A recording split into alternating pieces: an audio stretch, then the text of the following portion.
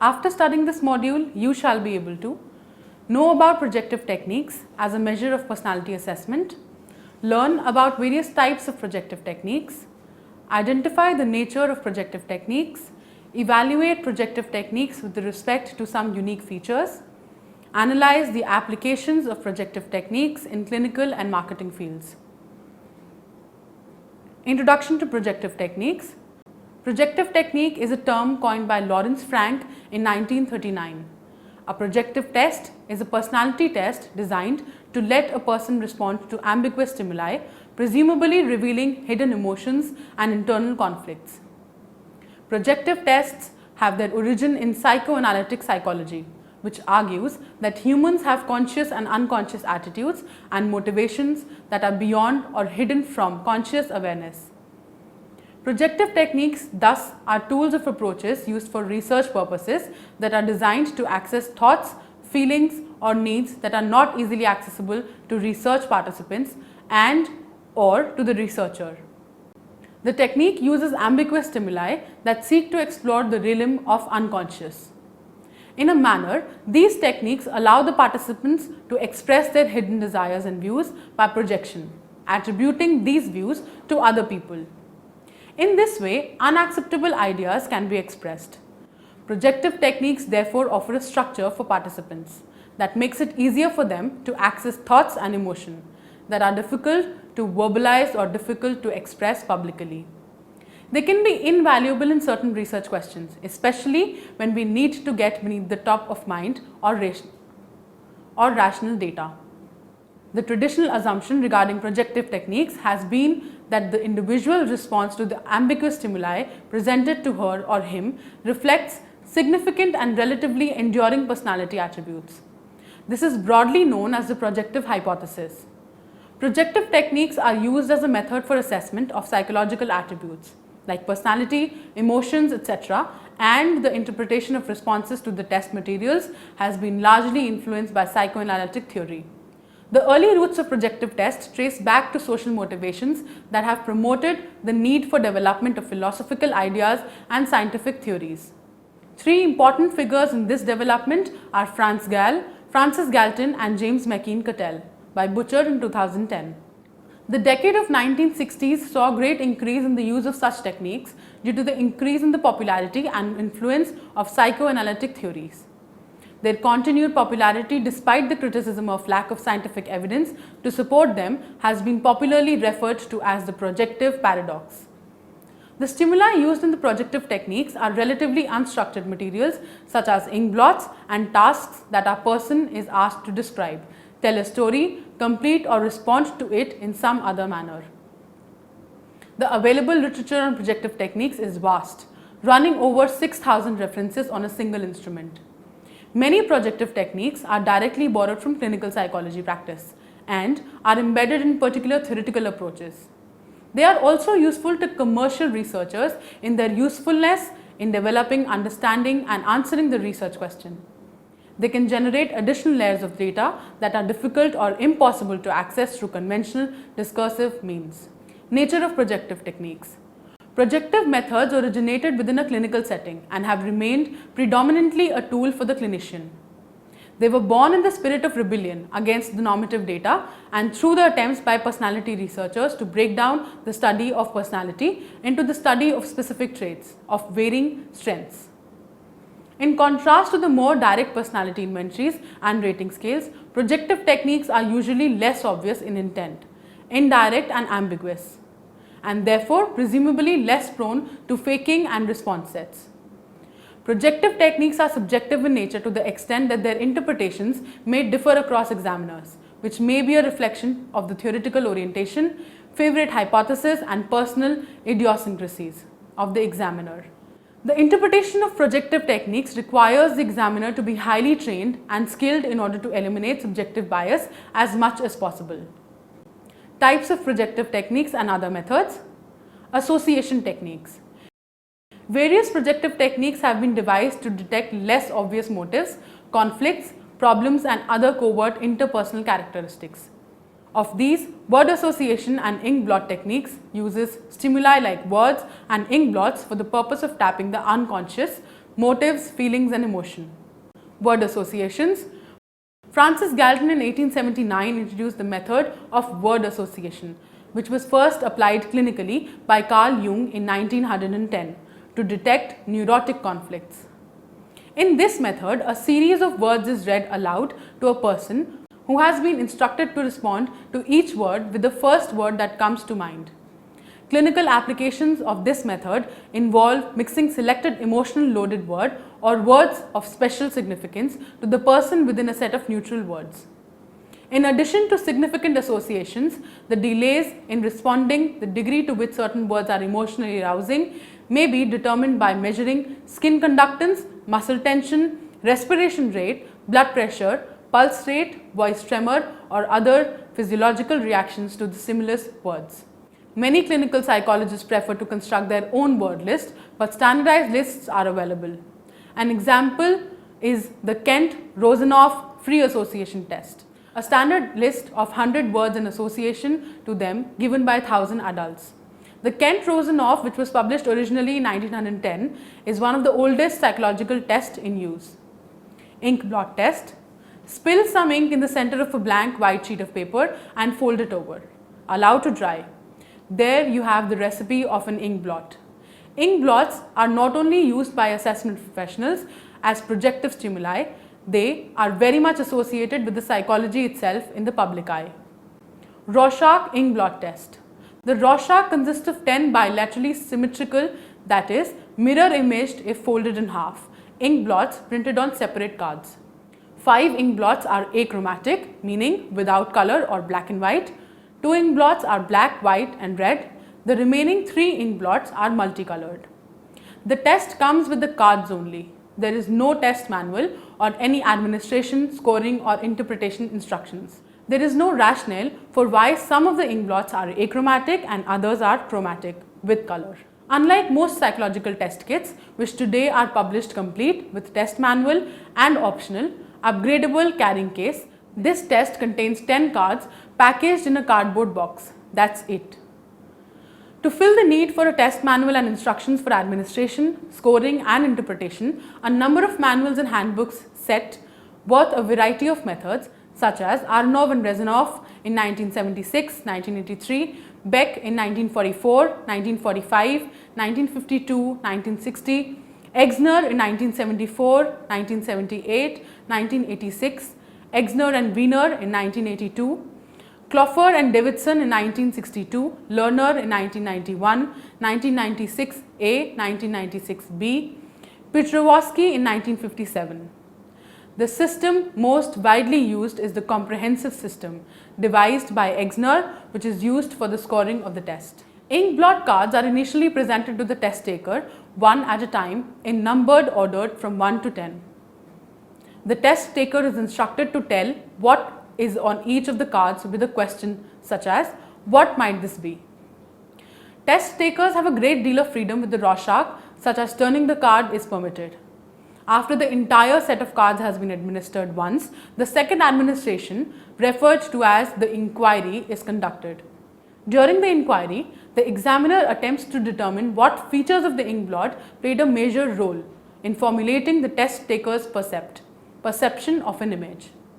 Questions such as, what made it look like, whatever, and how do you see, whatever it has that the test taker reported seeing, are asked in an attempt to clarify what was seen and which aspect of the ink blot was most influential in forming the perception, by Cohen and Swerdlick in 2009. The Holtzman ink blot technique. The Holtzman ink blot technique is the response to the subjective and less valid approach of the Rorschach ink blot technique. The two parallel forms of HIT, A and B, consists of 45 blots each. The examinee is limited to one response per block.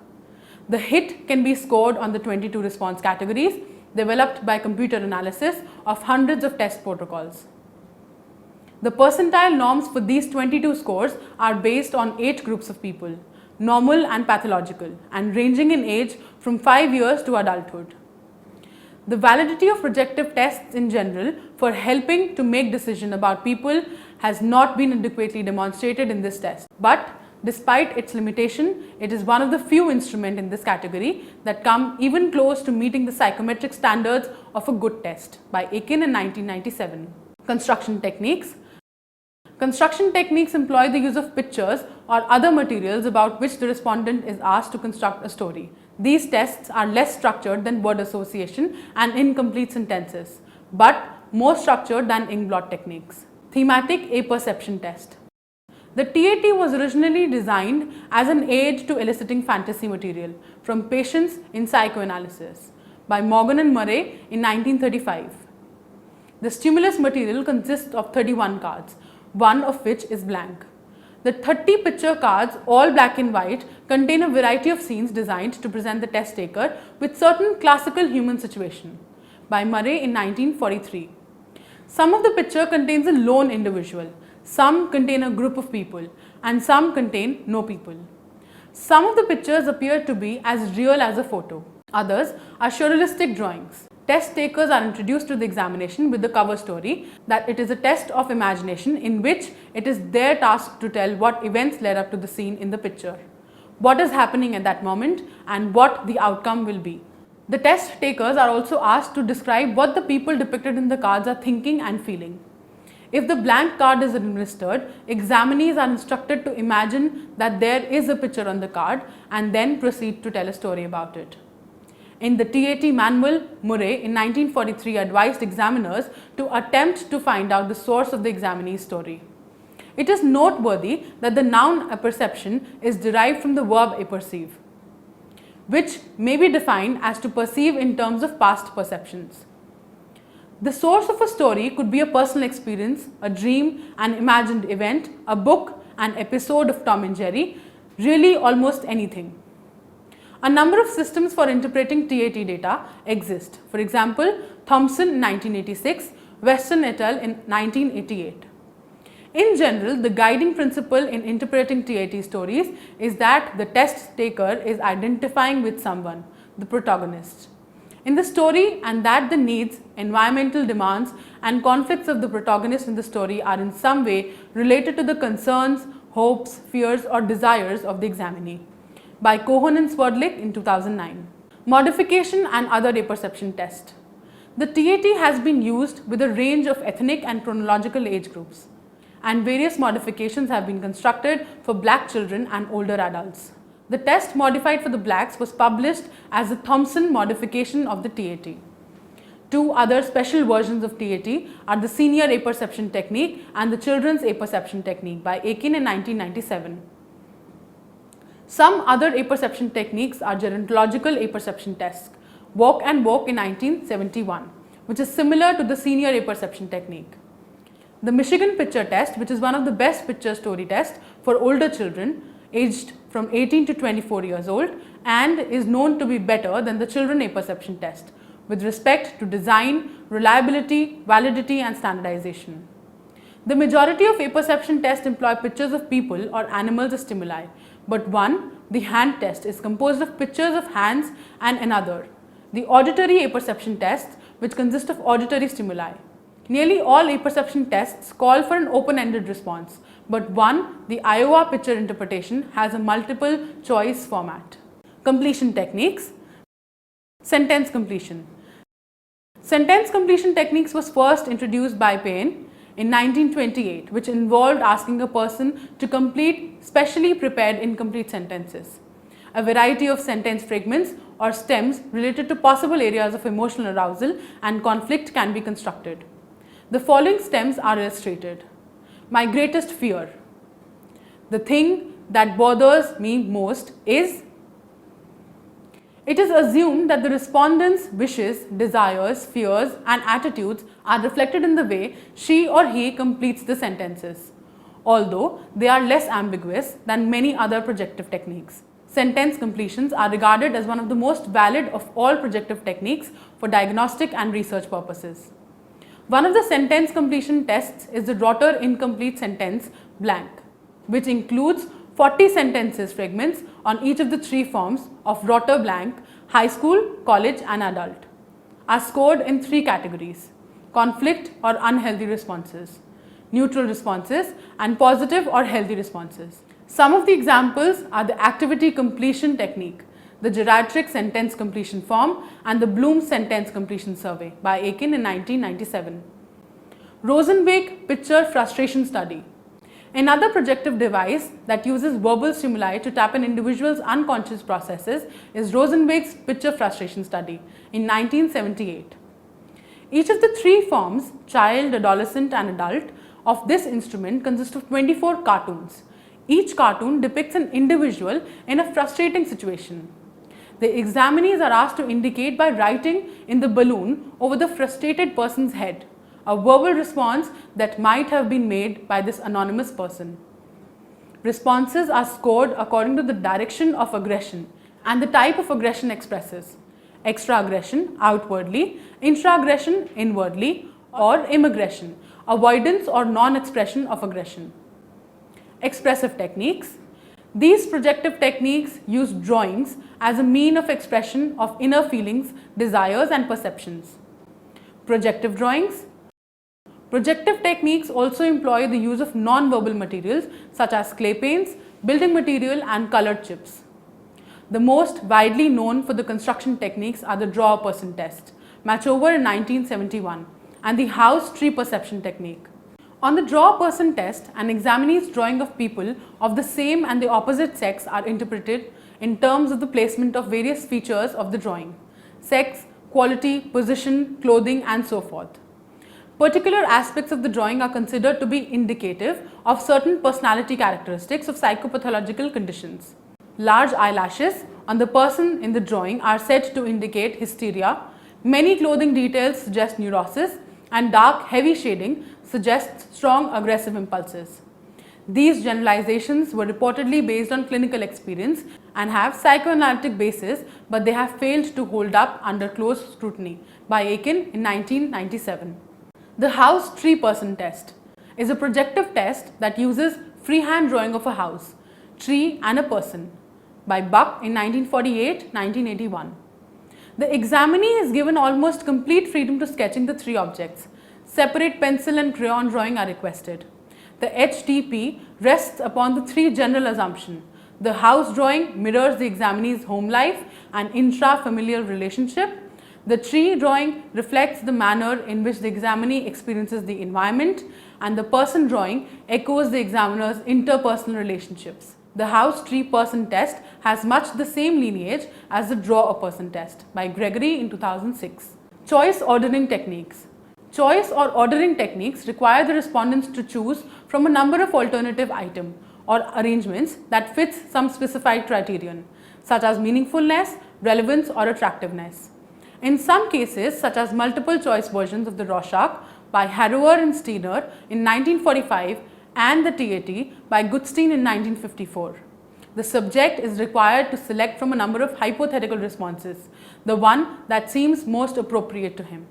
Zondi technique.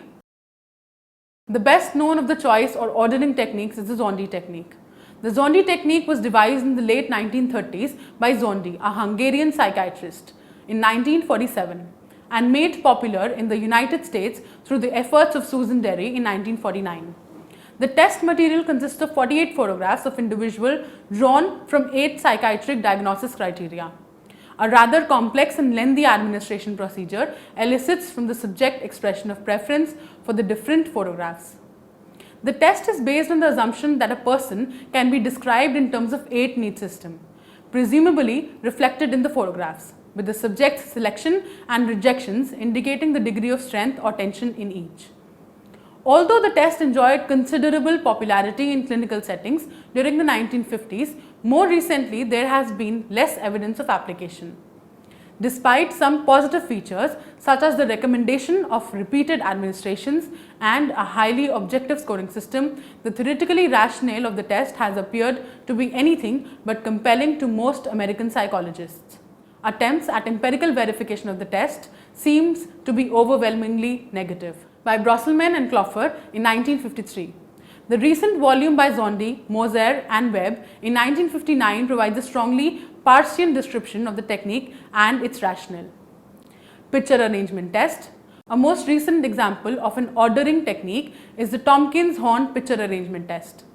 This device consists of 25 plates, each of which contains 3 line drawings that depict the same figures involved in different but related activities.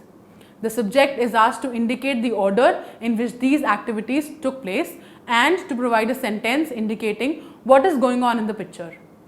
The efforts of the author Tompkins and Minner in 1957 have been devoted primarily to the developing objective methods for dealing with the arrangements selected by the subject, although they provide suggestion for the use of the descriptive statements as well.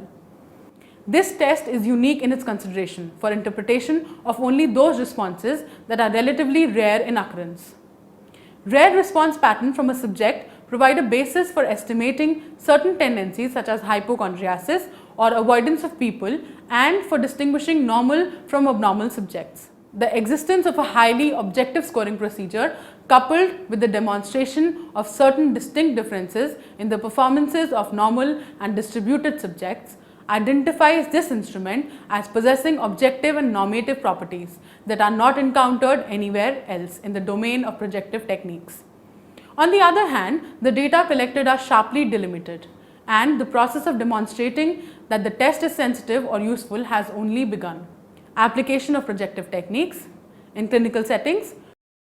Projective tests were initially developed for the clinical diagnostic purposes and till today are effectively employed for the purpose of diagnosis. They serve as supplementary qualitative interviewing aids in the hands of a skilled clinician. Their value as clinical tools is proportional to the skill of the clinician, hence cannot be assessed independently of the individual clinician using them. Attempts to evaluate them in terms of usual psychometric procedures may thus be inappropriate.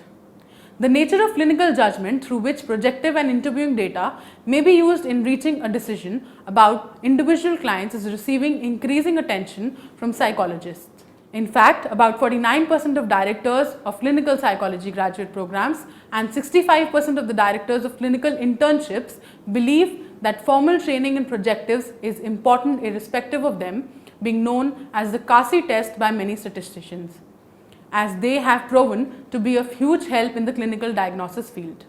In marketing research, projective techniques including TATs are used in qualitative marketing research. For example, to help identify potential association between brand image and the emotions they may provoke. In advertising, projective tests are used to evaluate responses to advertisements. The tests have also been used in management to assess achievement motivation and other drives.